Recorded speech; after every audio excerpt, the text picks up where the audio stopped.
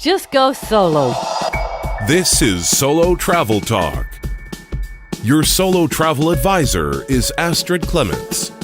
You might know that Astrid Clements, your solo travel advisor, is a lover of New Orleans. But did you know that Astrid also advocates New Orleans as a top solo travel destination? On this episode of Solo Travel Talk, Astrid is going to give you some New Orleans highlights that might not be the usual places you hear about when considering New Orleans travel.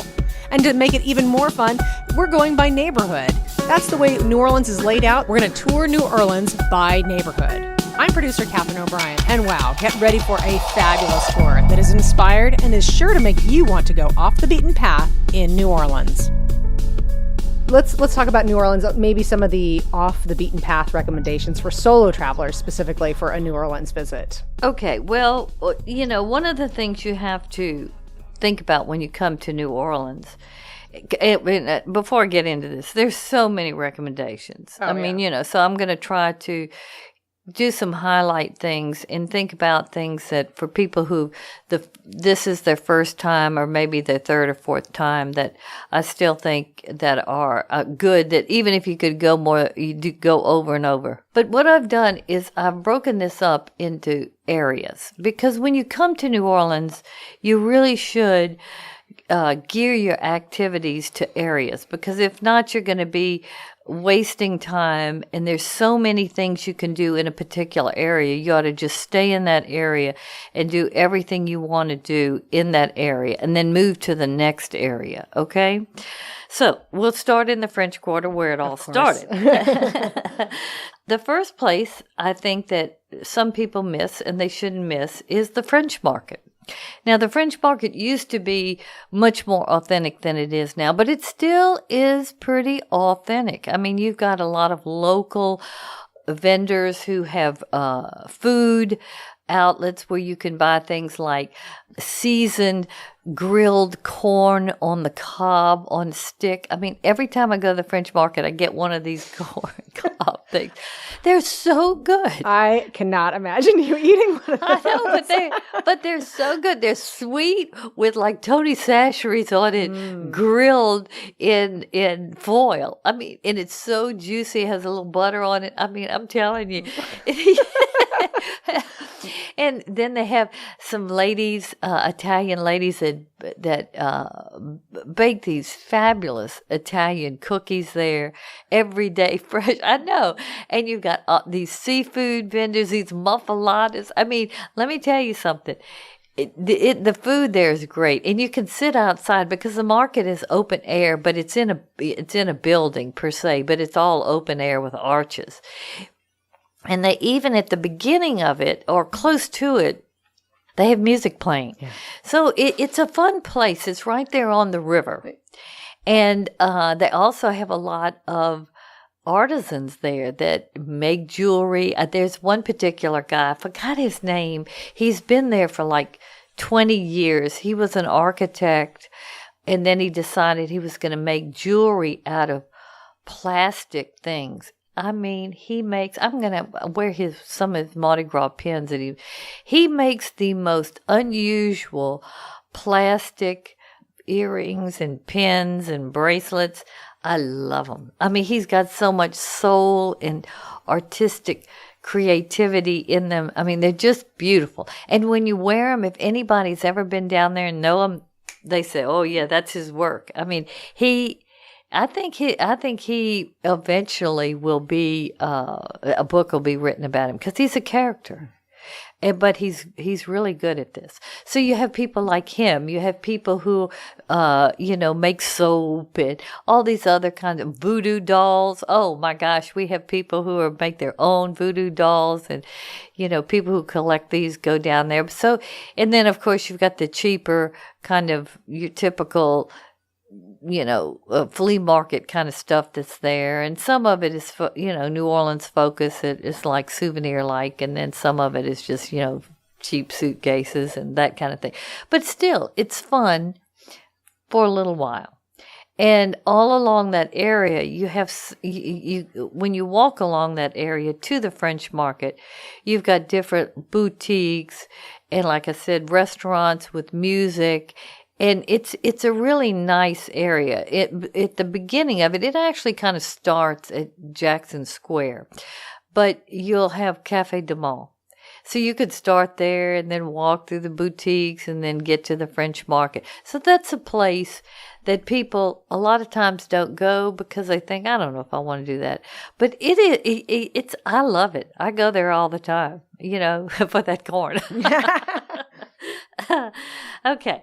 Then if you want to explore voodoo, now voodoo, a lot of people think, oh my God, that's an evil, I don't want to go anywhere dark or anything like that. And I do respect anybody's opinion like that. But it's part of the early culture of New Orleans. And it was part of the spiritual kind of magic, powerful energy that was in New Orleans. And it truly was, it wasn't fully practiced by the white Anglo-Saxon community. It was, mostly brought from the African Americans that were, brought to New Orleans, specifically kind of from the Haiti area. But it kind of took a different change in New Orleans. And it became more, I don't want to say mainstream, but people did not feel like they were going to be, because New Orleans is very Catholic. They didn't feel like if they also accepted some of the voodoo spiritual concepts that they were messing their spiritual life up. You see what I'm saying? I mean, New Orleans is a complicated place. Like I said, they've got a lot of intrigue going on down, and there's a lot of earthy power there. So voodoo is something that you should go in, to me, even if you're not geared towards it, just to learn about it. Just like any subject, like, astronomy or something. I mean, you never go to anywhere but Earth, but just to understand it. You see what I'm saying? But the way they have, first of all, the New Orleans Historic Voodoo Museum at 724 Dumaine in the French Quarter. And it's very good. It's comprehensive. And then also you've got Marie Laveau, her House of Voodoo at 741.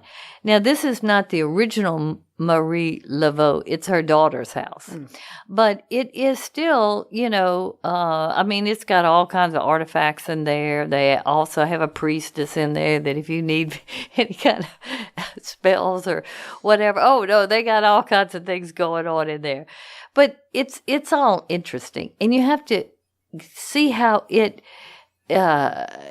intertwined in the culture, because it's there. It is still there. So that, I think, you wanted me to give you some different things. Yeah, that's different. That's different. Okay, now, if you want to drink at a historic bar, there are a couple of really historic bars in New Orleans that have got a vibe that you cannot get anywhere else. Too many things have gone down in those places over alcohol. And they still have, they draw people in like a magnet, so like a honing pigeon or something. But the first one is Jean Lafitte's old abstinent house. And Jean Lafitte was a pirate, him and his brother. And they hung out in the bayous and the swamps around New Orleans, Barataria Bay and everything. And they were a force to contend with.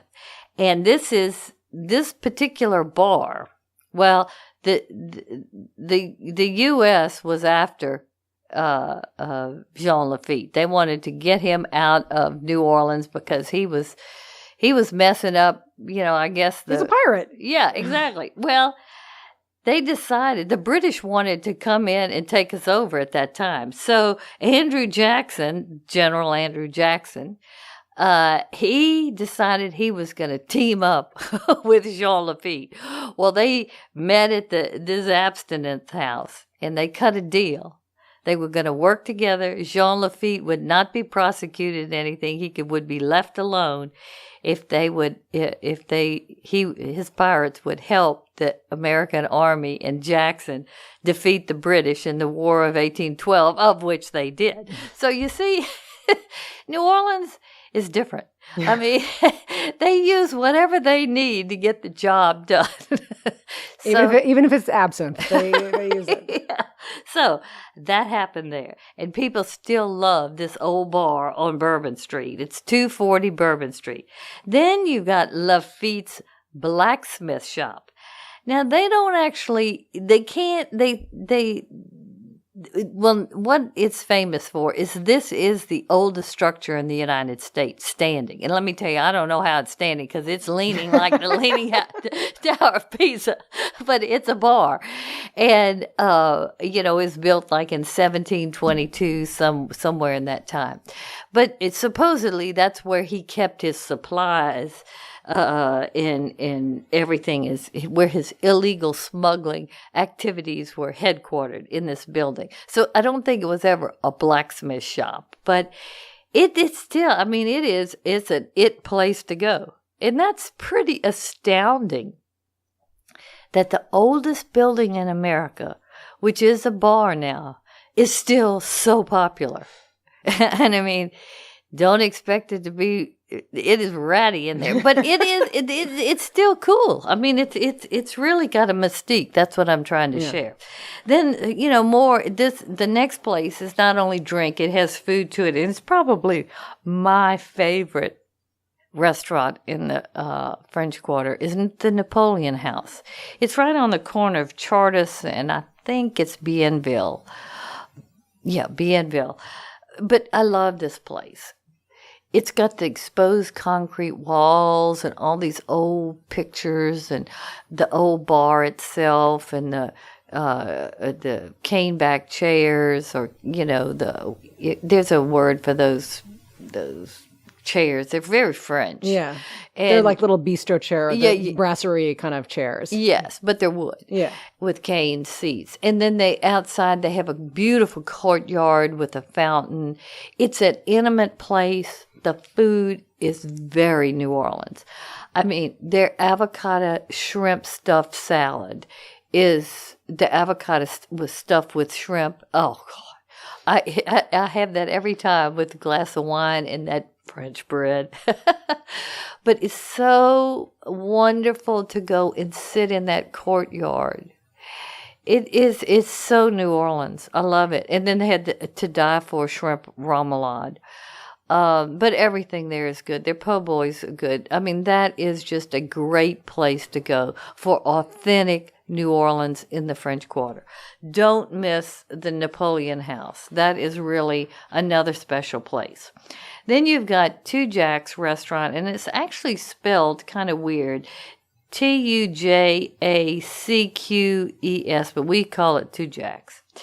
Another po' boy place. I mean, if you want a good po' boy with lettuce coming out, shredded lettuce and ham or roast beef with, the gravy. I mean, oh God, they can make the best po' boys in the world. I know Paris has great, ham and cheese and all that, but we can give them a run for their money.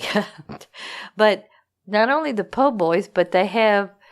This is where the New Orleans drink, which was created here at this restaurant called the Grasshopper.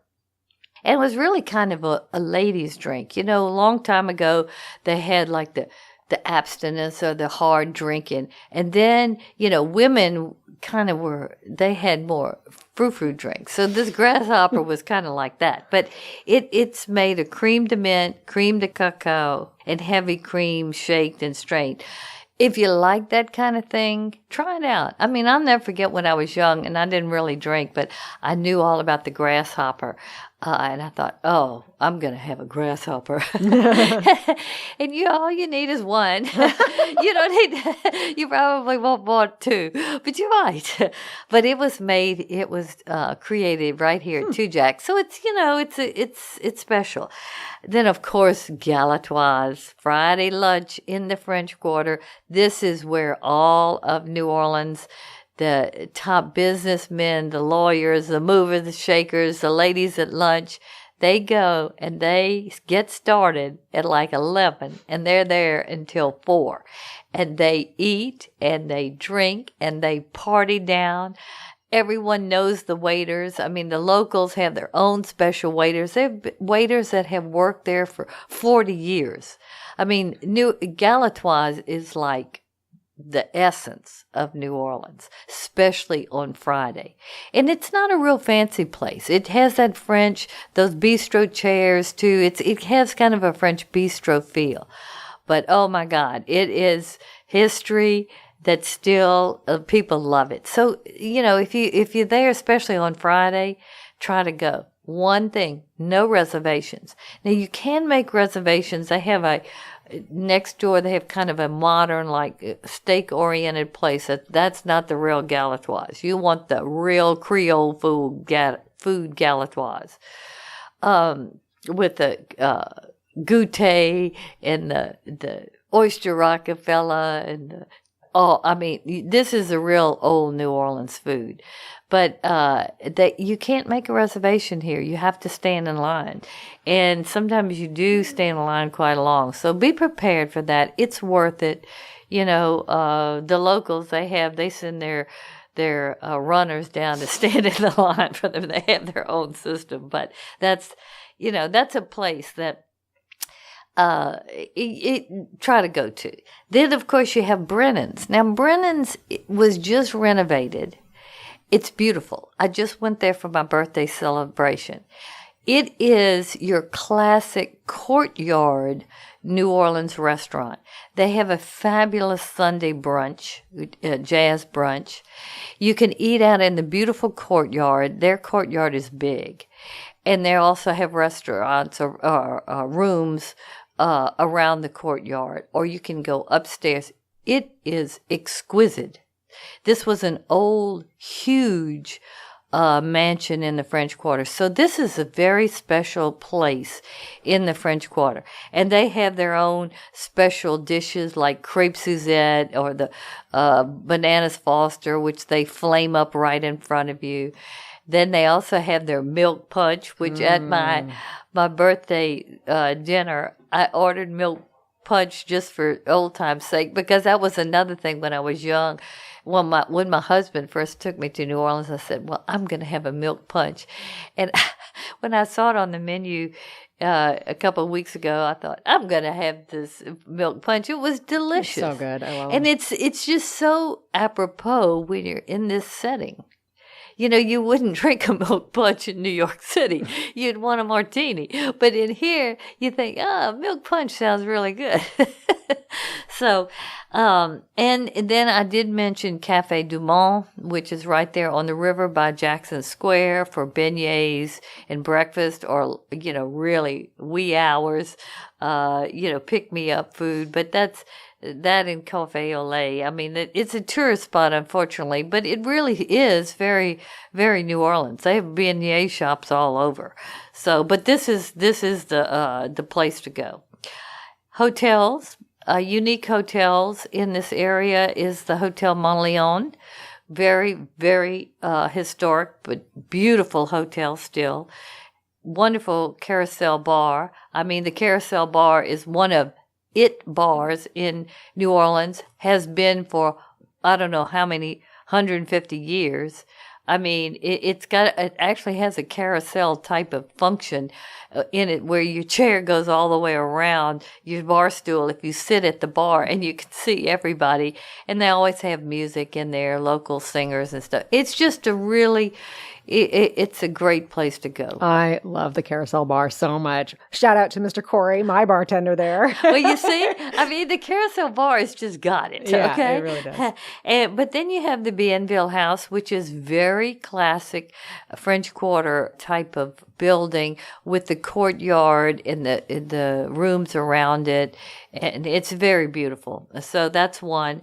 Two, more recent hotels, but still historic, is the Royal Sonesta and the Bourbon Orleans. They're bigger hotels, but they are still kind of old world like hotels. So those four are what I suggest. Then you move to the Central Business District, which we call the CBD, and the Warehouse District, where the Warehouse District really is kind of a phenomenon. It's coming up.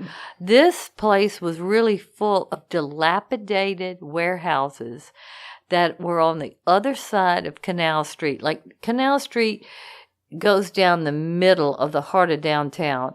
On one side, you've got the French Quarter, you've got Faubourg Marigny, you've got the Bywater, you've got Treme. Then on the other side, of Canal, you have the CBD, the Warehouse District, you've got Garden District, Uptown, Mid-City, that kind of thing. But the bottom line is, on the other side of Canal Street, all of these warehouses, I mean, they were really still being in use. Well, they got all flooded out with Katrina.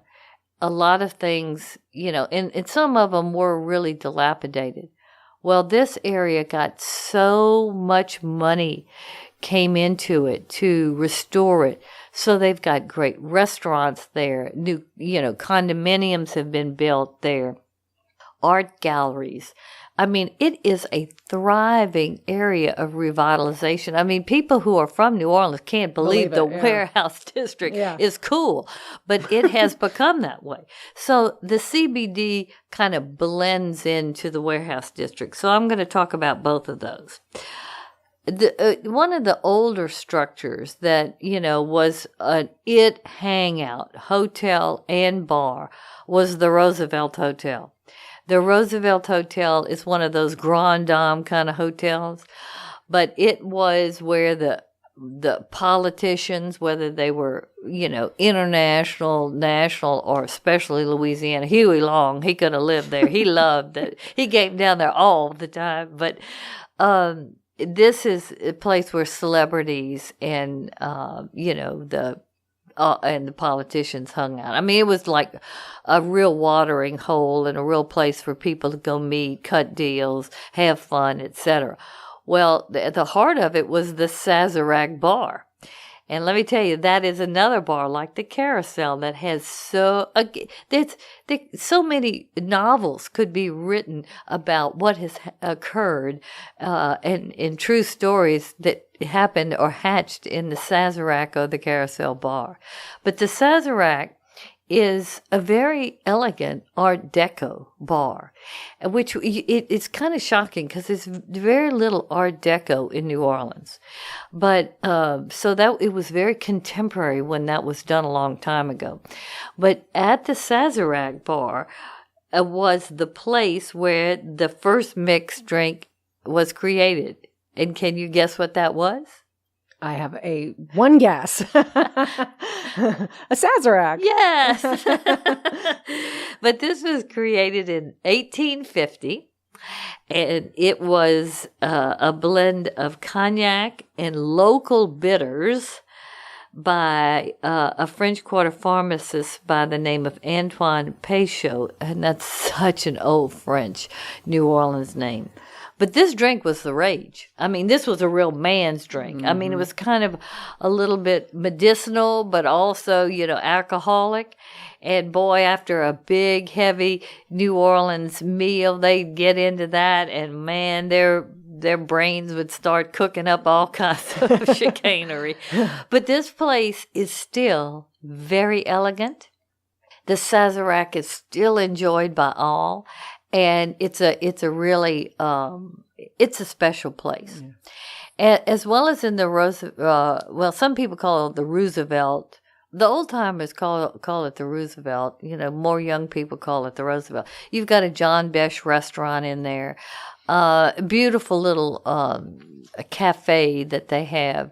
They have kind of a blending now of modern and old. The rooms have been updated wonderfully. It's very affordable in terms of luxury. super location right there close to Canal Street, so you can walk right to the French Quarter. You can walk in the warehouse district. You can catch a streetcar at St. Charles Avenue because it's right there. So it's a really good hotel. So, and it has that Sazerac bar in there. So consider that. That really is unique, special, historic, but still cool. And that's hard to do. That's all that combination. That's hard to pull off and make it work. Yeah, and I keep going back to that theme, but that's kind of New Orleans. Yeah. And you will enjoy it. You won't think it's passé. Okay, then art galleries. That's one thing that the Warehouse District has kind of really developed into, is an area for art galleries, auction houses, along Julia Street, especially around Magazine. They have lots of very nice art galleries. And it's fun to go in and out of those galleries, even if you don't collect art. Then along Magazine, right in that area, you've got a wonderful, and I forgot to write this place down, but my daughter used to live right there on the corner of Magazine and Julia in a condo. And there was a glass blowing shop at it, and I love that. I know exactly what you're talking about. I love that place. I lust over those wine glasses all the time. They put all kinds of different animals and symbols on them, and they blow them from glass, and they're just to die for. So right in that area is a lot of creative activity going on, as well as on Magazine Street. A little bit further south, you've got the Contemporary Art Museum, which is a great contemporary art museum. You've got the Ogden Fine Art or Southern Fine Art Museum. I mean, as good as it gets. Then, right there on the next corner is the World War II Museum. And even if you don't like war or history, or you could care less, you just don't want to go there because it's either too upsetting or you just don't like that kind of thing. It's very moving. I mean, I went, and I don't really like war stuff, but I did go when I was in France to do some of the D-Day things. And my father had been in World War II, and, I wanted to understand a little bit more about it, but even though I don't like it. But I did, and it really was. I mean, it affected me the whole day. Same thing that happened to me when I went to the World War II D-Day Museum in New Orleans. Everybody should really seriously consider taking some time to do it, because you will value all your blessings so much more. And people gave their lives for our freedom, and they gave their lives so we could have a life. The life that we wanted. And I'm telling you, I mean, it brings almost tears to my eyes talking about it, because, my father survived, but he could have, his best friend died, it's just one of those things that really makes you step back and say, well, I'm going to be a good person. I'm not going to be complaining all the time, That World War II museum in New Orleans is, the word that comes to mind is immersive.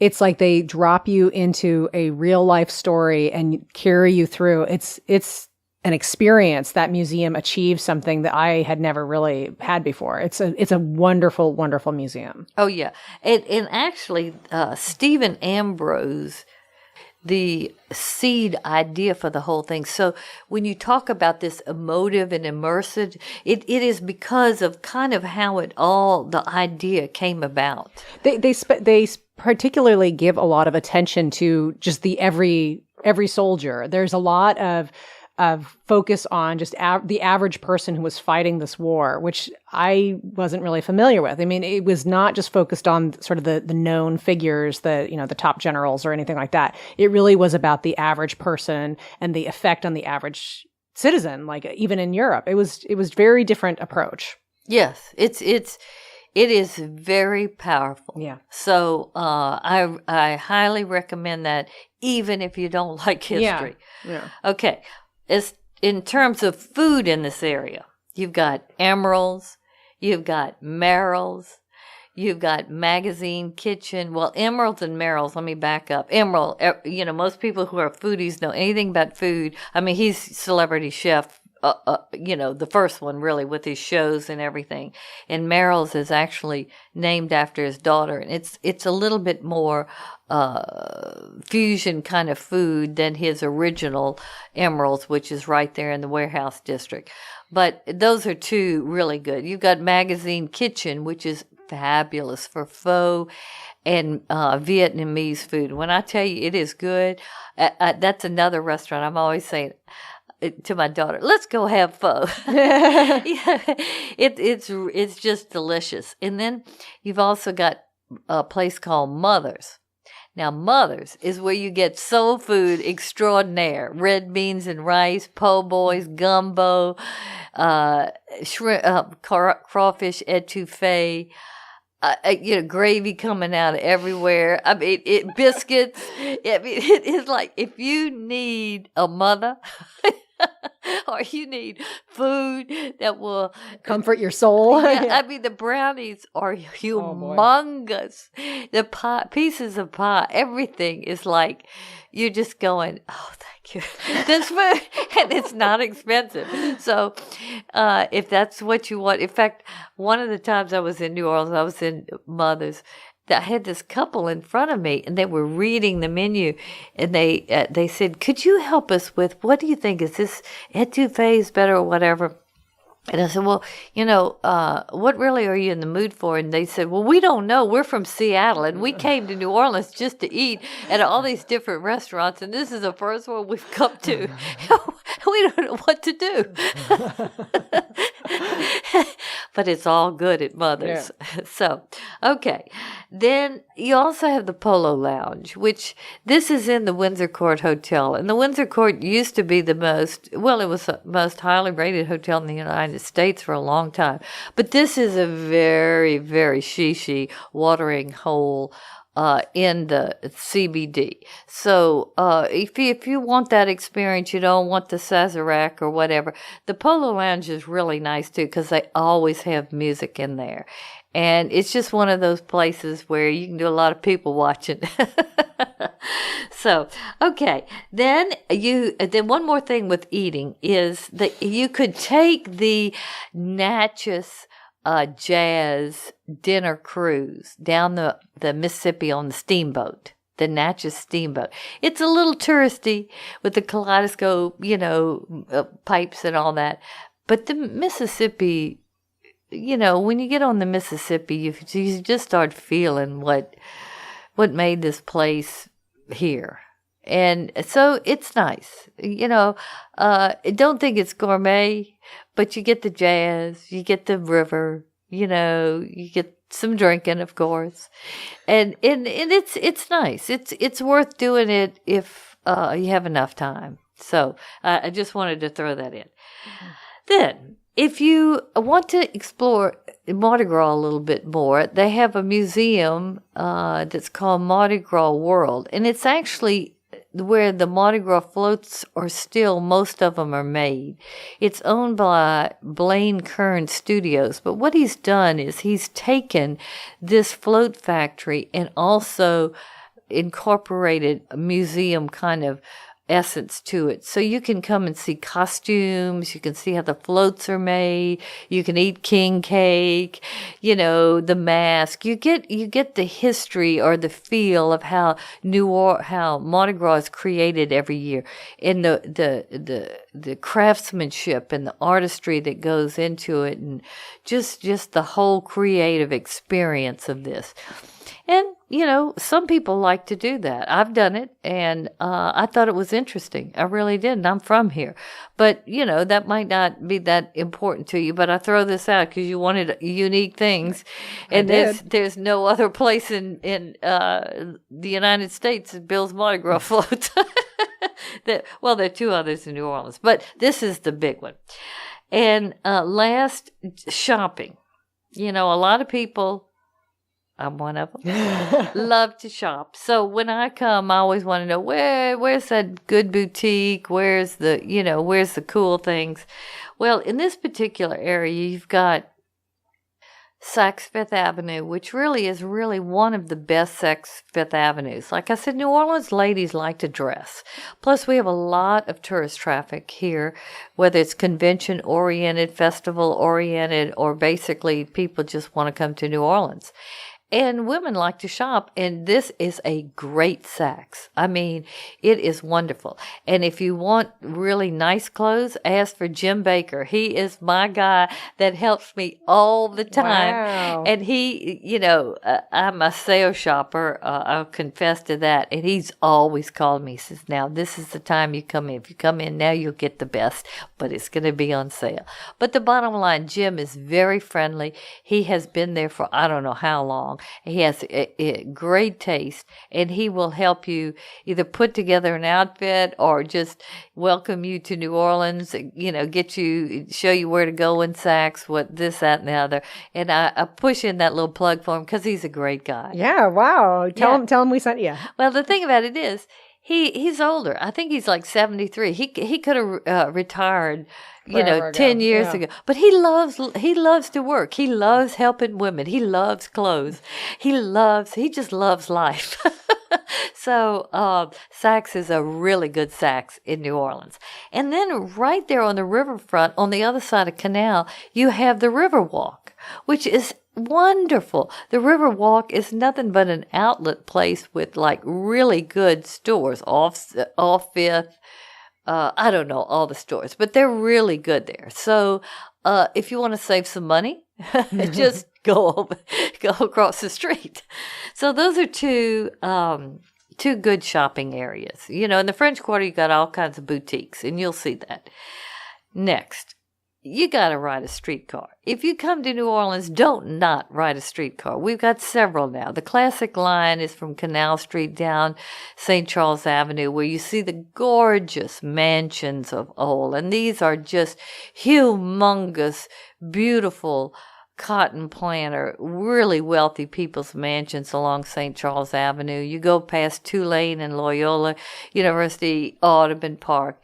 It's really special. That's the ride. That's definitely the ride. That's the ride. But then you've also got the one that goes along the river. And now you have one that's actually being completed on Esplanade, which is on the far west side of the French Quarter, which will bring it into the Bywater and everything. That's kind of all part of this infrastructure revitalization that's going on. But ride the streetcar. But the first streetcar you want to take into, like you said, is into the Garden District in Uptown, because these mansions are beautiful. So in the way I think that you should experience these mansions is take a walking tour. They've got a lot of walking tours. I like the historic New Orleans tours. They do a really good job of a lot of tidbits of information. Like there's a Anne Rice walking tour, which is really cool because she lived right there in the Garden District in a beautiful mansion, and they intertwine her novels and all of her creativity, and it's fascinating. I mean, really and truly, Anne Rice only could have hatched in New Orleans. Seriously. I mean, she's brilliant. She is brilliant in such a eccentric and different way. She's a phenomenon, but it's got that kind of energy in New Orleans that, people who are geared to thinking in a kind of a genius way, it can happen in New Orleans. It really can, because it's just so life-giving.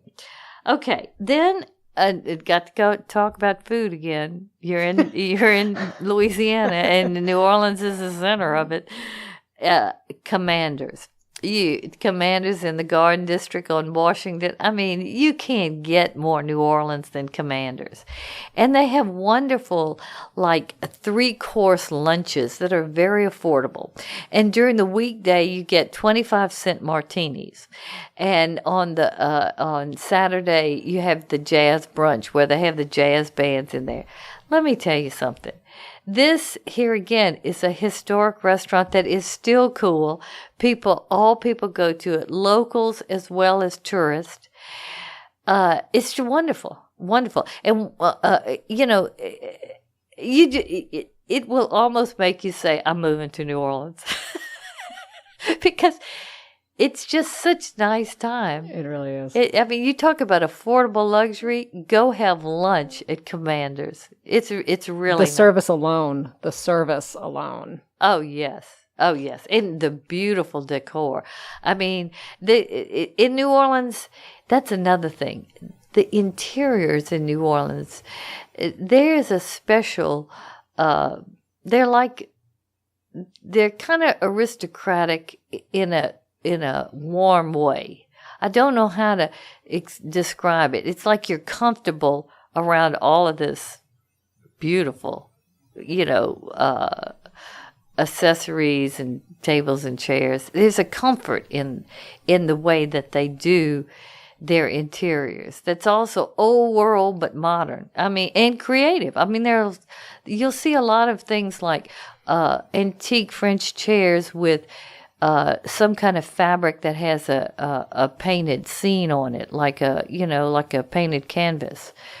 All kinds of different things. Commanders makes me think that's a place definitely a reservation would come in handy. Make a reservation. And also, you were mentioning how the New Orleans ladies like to dress. That's going to be my tips. Oh, okay. So never mind. That's a teaser for what's coming up later. Yeah, right. I'm going to tell you, a few some do's and don'ts. Yeah, okay. Yeah. Well, sorry, you're on notice, everybody. Then get back on that streetcar and go down to, and I don't have the address, but the Columns. It's basically a hotel, but it's an old big mansion that has, I think, 20 rooms, but they have a very popular bar that people love to go to. You can also eat there, and they have a big veranda that lots of people go and have drinks, a kind of a courtyard garden in the front, streetcars going down the street. In fact, when I launched Astrid Solo Travel Advisor, my website, I had my launch party there at the Columns. I didn't know that. Oh yeah, it's just got so much history and class, and there's a vibe there. Drinks are great and not super expensive. You'll always meet people there that, you probably will not forget. It's just one of those places that it's an it place, and you should go to it if you're in the Garden District. That's my point. If you want a drink or even if you want something to eat. As far as a hotel, you've got the old Pontchartrain Hotel, which was very also historic. It was the jewel of the Garden District Hotel about 40, 50 years ago, or maybe even longer than that. But they recently renovated it. It's beautiful. They've redone the famous Caribbean Room, which is a restaurant with the Mile High Pie, I think they call it. But the interiors of this hotel are very beautiful. And the bar, the restaurant, and the cafe where you have great eggs and bacon and biscuits there. Oh my gosh, this is fabulous. This is a really nice place to stay in the Garden District, right there on St. Charles Avenue. You can get the streetcar, which will take you back up to Canal Street, right at the foot of the French Quarter. Wonderful location, very affordable. I think the room rates are something like $215 a night or something like that. It's beautiful. If you like historic hotels that have been redone well, this is one of them. So those are two. Then as far as shopping, oh my God, you've got Magazine Street. And let me tell you something, Magazine Street, it's a long street, but it is filled. I mean, when I tell you filled with boutiques and restaurants and just, of course, spas and things like that. But it is a street that you can still walk down. And I mean, it is great. So that's very unique, because in the United States, there are few streets that are still like that they used to be, where you pull your car up in front and park it diagonally or whatever. I mean, it still does that on Magazine Street. And you just walk the street. You can spend the whole day only on one side. I always tell people about Magazine Street because I don't know that a lot of people know about it, but it is absolutely my favorite. And I'll just give if I can sneak a Catherine tip in here. Magazine Street, they have like a business association and they do a lot on social media, and there's some you can follow them. It's a wonderful view of New Orleans. Oh, yeah. Magazine Street is so cool. I love it. Yeah, even if you don't want to shop, the window shopping is great. Oh, yeah. You know?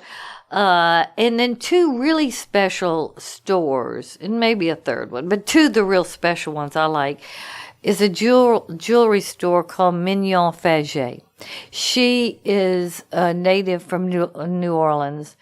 Oh my God. She has created fabulous jewelry collections for the last 40 years. She is a phenomenon in herself. She is so coveted by people who live in New Orleans, ladies. You know, I mean, the men are always giving their significant other or wives a piece of Mignon Faget jewelry because it's like a museum piece. I mean, she has created so many different collections, whether it's based on things of nature in our area or symbols or whatever has hit her creativeness. And she does it in all kinds of different metals and pearls and stones. She is wonderful. And her price points are so good. They really are affordable, and they get up to a little bit of an expense, but nothing that is prohibitive. And they're like museum pieces. They really are collectors. And on all of her pieces, she has her signature on it somewhere. I mean, and that here again, that shows you kind of the classiness of New Orleans. Somebody like a Mignon Faget could create there, live there, and has been doing it over 40-something years and continue to do it. I mean, I think she's almost 80 years old now. Oh yeah, she's older. You know, she is something else. So, you know, Magazine Street, Mignon Faget, make sure that you try to at least go in the store, even if you're not interested in jewelry. She also does scarves. She has some beautiful scarves and housewares. She's got some crystal. I think some plates now. Oh, very wonderful baby collection of baby jewelry. Oh yeah, infant and children jewelry. Oh, it is so cool. I mean, they start them out like in New Orleans, dressing fancy. I'm telling you, you know, and it's not fancy like in a off-putting way. It's fancy in a really, I think, perfect, elegant way. So that's a great place. I can't say enough about Mignon Faget. In fact, I want to go buy something right now thinking about it. Then you've got Nola Couture, which I love Nola Couture. This is a group of young people who've kind of taken, I don't want to say an Hermes approach, but they make beautiful silk ties and scarves, and they do really cool t-shirts with silk pockets on them. I mean, they got it going on at Nola Couture. They have a whole line for dog accessories, and they do hats when they put their silk like twillies on them. But all of the designs in the silk are based on something from New Orleans. I mean, they can make, you know, a crawfish look like a stallion head. I'm telling you, they just do it so cool. So, you know, men love it. They love the neckties and the bow ties, and the women, you know, like the scarves and everything. I love Nola Couture. Every time I go in there, I cannot not buy something. They are forever doing something that is, you know, classic, but still very cool. So don't miss Nola Couture. Then there's another shop that's really kind of a little bit, I don't want to say souvenir-ish, but the merchandise is not very expensive at all. But she is a phenomenon, a rage in New Orleans called Flirty Girl. Flirty Girl, I mean, she has made some of the most T-shirts with slogans on them that, I mean, that she could win a Nobel Prize for. They fit perfectly. They fit New Orleans perfectly. Oh, yeah. And she's got everything from cups to anything you need. Flirty Girl is doing it. And she has a wonderful story. She was a single mom with a couple of kids, and she didn't really, I don't know if she didn't have a degree. I don't know her full story, but she just decided, I got to survive. I've got to make it. I've got to make enough money to raise my kids. I mean, she's getting it on. She does all kinds of videos for New Orleans. I mean, she is the spirit of New Orleans in a young body. I'm telling you, she's something else, Flirty Girl. So, patronize her. Yeah. Well, I actually heard her speak at a women's business conference, and she used her tax refund one year to start her business. She got a tax refund, and she just went gangbusters for these selling T-shirts, and she's built $1 million business from it. She is a force. Yeah, she's so delightful. I mean, like I said, she's New Orleans personified. She's real. Okay, then you go further. If you dead in on the end of magazine, you'll run right into Audubon Park. And Audubon Park is a gorgeous place if you like to walk. There's a fabulous zoo there, and it's not just for children. I mean, it's really a zoological habitat that, lots of federal money has gone in there. They have tremendous philanthropic money drive initiatives to do all. I mean, it is a gorgeous place. And Audubon Park has these gorgeous old oaks. I mean, some of the oldest oaks in Louisiana have been preserved in Audubon Park. They even have, I think, a horse stable where you can rent and ride horses. I mean, it's an old time, like, real parks were a long time ago where you really could do anything. Well, one of the unique things, besides it's beautiful and you can do some of those things, is after Katrina, a group had 2 labyrinths built there. Now, I don't know if everybody's familiar with what a labyrinth is and the purpose of it and what you do when you do a labyrinth, etc. But these are circles that originally were created that you walk along a path that is kind of like a walking prayer. It's a meditation and movement. And, it's been 2000 BC in Crete, and you've seen them in Ireland and places. There's the old classic 7 route. They built one of those, and then they built the classic labyrinth from the Chartres Cathedral that's so famous in France after Katrina, for people to go and to walk to basically release. I don't know totally how to. It's a meditative, like a healing. It's a healing walk, and I bring this up because, well, first of all, it's very unique, and I personally have done a few labyrinth walks. I had read about a woman in San Francisco, a very wealthy woman, who got into the value of meditation and walking the labyrinth. She was an Episcopalian, which I am, and she built a traveling or a mobile labyrinth.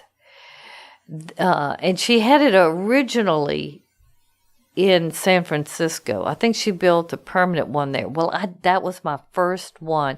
I had read about it. I thought, that's kind of interesting. I do a lot of different things. So when I went to San Francisco, I decided to walk the labyrinth. And my father had passed away unexpectedly in 1979 in Oakland, California. And so I was close to where he passed away. And I did this. And, I didn't expect to have any kind of reaction. I'm one of these people, I'm going to go and I'm going to have an experience, but I'm not expecting any experience. Oh my God. This labyrinth started out a well of emotional release, to the point where before I left, I felt like I had to go to the hospital where he died of a massive heart attack, just to go to where he was when he left, because I was so close to my dad. And so it was very sad when I lost him. I was only 28, but that was I can't describe it. It was something extremely deep. It's like, I was reconnecting to him where he was there. I know that sounds real bizarre, but there was something that I felt personally moved to do, and it came from walking that labyrinth. Then the labyrinth came to Baton Rouge, and it came to my church, St. James Episcopal. I walked that labyrinth. I mean, I just started involuntarily crying. It's just the weirdest thing that has happened to me when I did it. I've done it in Chartres, in France. I didn't have that kind of reaction. But every time I do it, I mean, it lets all kinds of deep, subconscious something rolling around. So I don't know if any of the listeners would want to do it, or they would have that kind of reaction. I just share it with you because I did. I thought it was very healing. Yeah. And this is the purpose of it, is to symbolize the healing of New Orleans. And they did it for the New Orleans residents. But if you do want to walk a labyrinth, or you do like to meditate, they have 2 in New Orleans, and they're supposed to be really good. I haven't done them yet. I didn't know they were there. And so I'm going to do them here within the next month or 2, because I do like that labyrinth.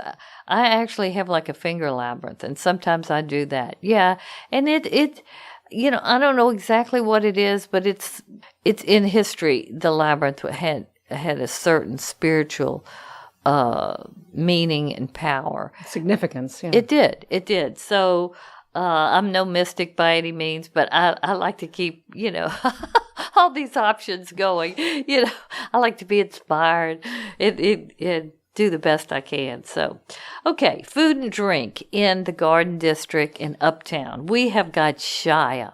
I was hoping you would talk about Shia. Shia, well, it won the best restaurant in 2017, but it is Israeli food. Shia is enough to make me want to get in my car right now and go drive to Shia tonight. The food is absolutely so good. I mean, we have a phrase in Louisiana: if it's so good, you're gonna it'll make you want to slap your mama. This food, they should have won the best restaurant prize. It's just out of this world. Great place. Then you've got 2 Italian restaurants, originally opened by Sicilian families, real Italian families that came to New Orleans. One is Pascal Manali's, and the other one is Mandina's. And this is really another New Orleans spot where, the locals go, deals are done, the food is so good.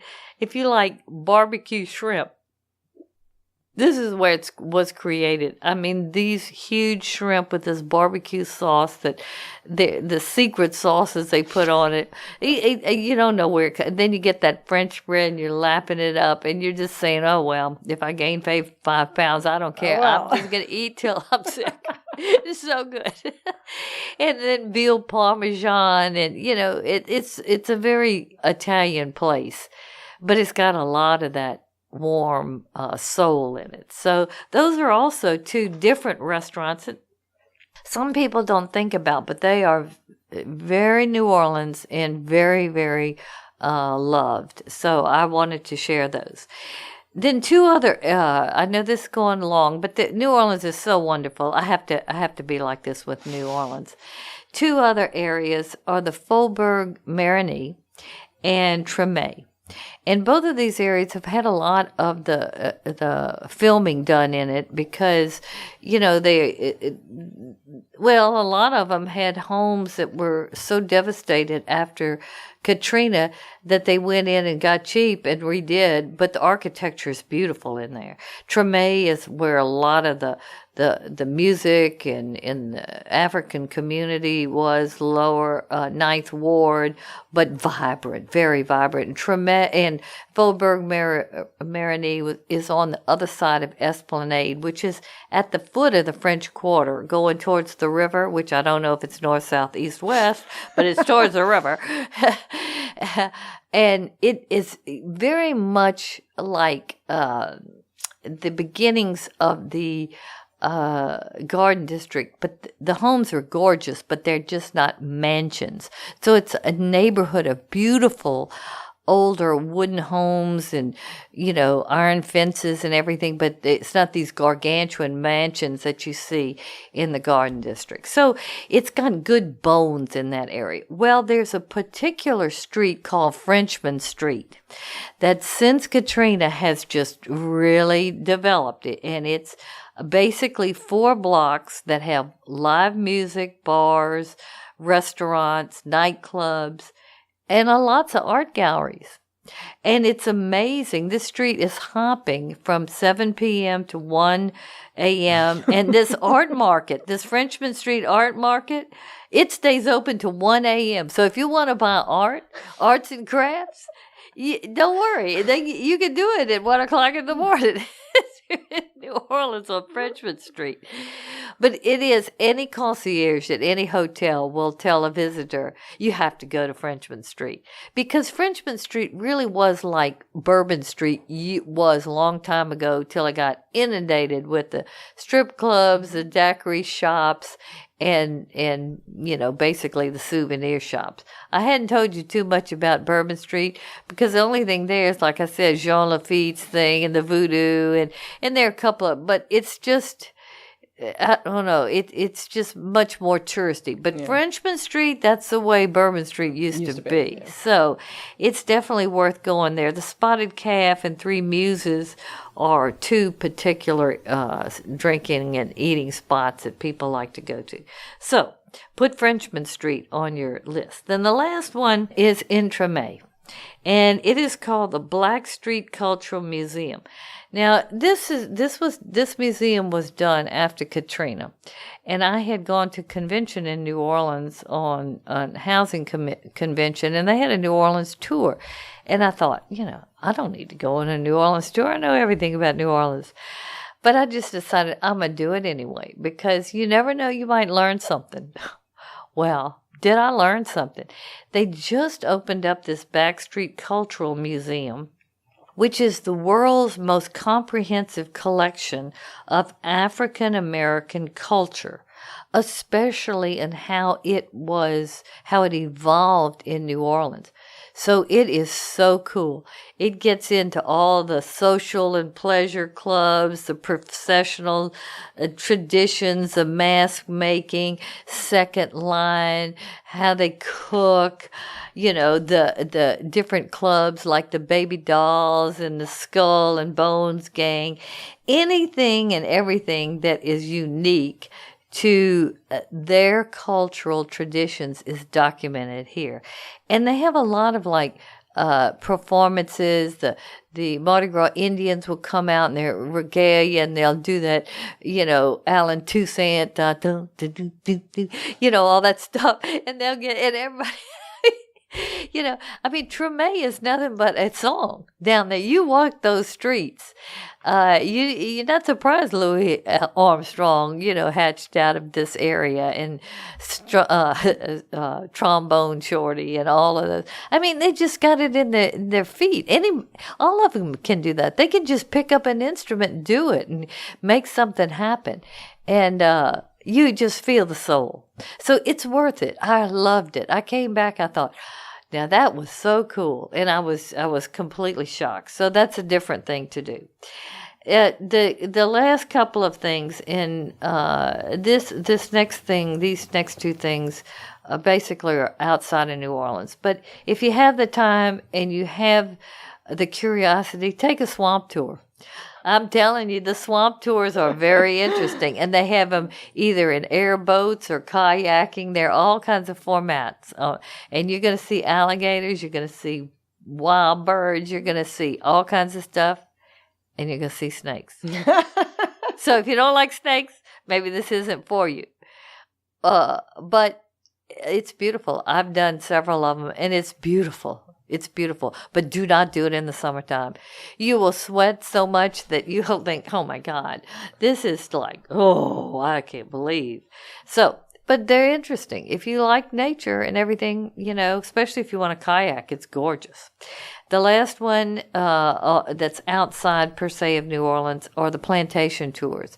And they have some wonderful half-a-day and full-day plantation tours along the Mississippi River where they take you to some of the most beautiful plantations in the South. And they're worth it because they have not only beautiful interiors and exteriors and gardens, but they all have shops and cafes to eat in. And it's a delightful day.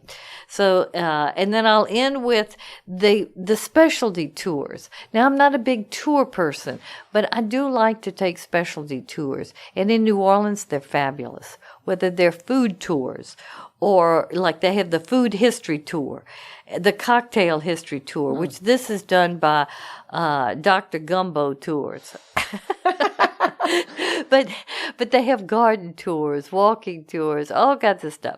Think about doing that because not only is, you will enjoy yourself, but they're really very interesting. And they're things that you won't know unless you go on those tours. So those are my tips. And I know I had a lot, but I have so many more. It's ridiculous. I just tried to pick out, if I was a tourist for the first time, maybe the second time, what are some of the things that I needed to do to really do New Orleans properly and kind of get a feel for it. Then when you come back the third, fourth, fifth move to New Orleans time, then you'll dig really deep. And it's all good. I love it because you really gave a lot of things that are not on the typical list. So good job, Astrid. Well, I love New Orleans. In fact, I have a blogger with my website, Astrid Solo Travel Advisor, who specifically does blogs on New Orleans because I feel so strongly that New Orleans is the best destination for solo travelers in the United States because it's walkable. I mean, Charleston is very nice. I have to give it to them.